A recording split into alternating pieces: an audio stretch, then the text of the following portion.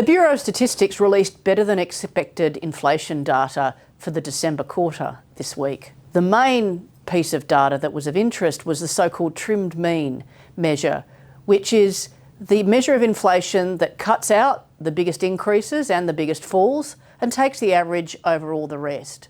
This is considered to be a really good indicator of the underlying trend in inflation, and it's the one that the Reserve Bank of Australia is watching very closely.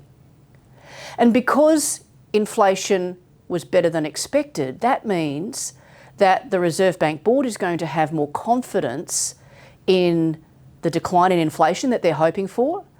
And that means it's now more likely that they'll be able to move in February rather than in May, as we previously thought.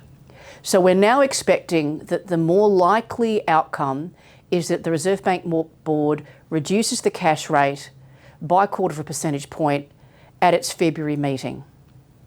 Now, they're not going to be in a hurry.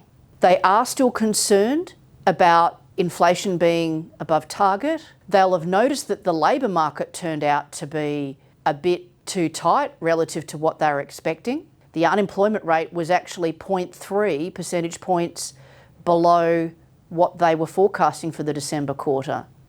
And that contrasts with the 0.2 percentage point difference in what they were expecting for the December quarter on trimmed mean inflation and what they were forecasting back in November.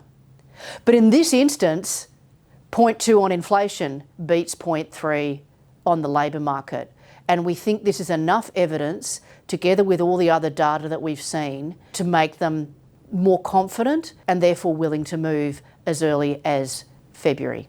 So the question is where we go from here. We don't think the Reserve Bank is one and done. We think there is more than one cut to come. But neither do we think that they're in a hurry. They have been nervous about the rate of disinflation in the Australian economy, and they'll be mindful about what is happening in the United States and some other countries where that last little bit of disinflation has been slow to come through. So instead, we think that they will cut a little bit more after the first cut, but they won't necessarily do it at consecutive meetings. They'll do it at a steady pace, and we think that by the end of the year, there'll be about 1 percentage point's worth of cuts in the offing. All of that depends on whether inflation continues to come down as we expect and whether the labour market eases a little bit from here. So a lot can change between now and the end of the year, but for now we know that rate cuts are in the offing, and people who are worrying about their mortgage can look forward to that.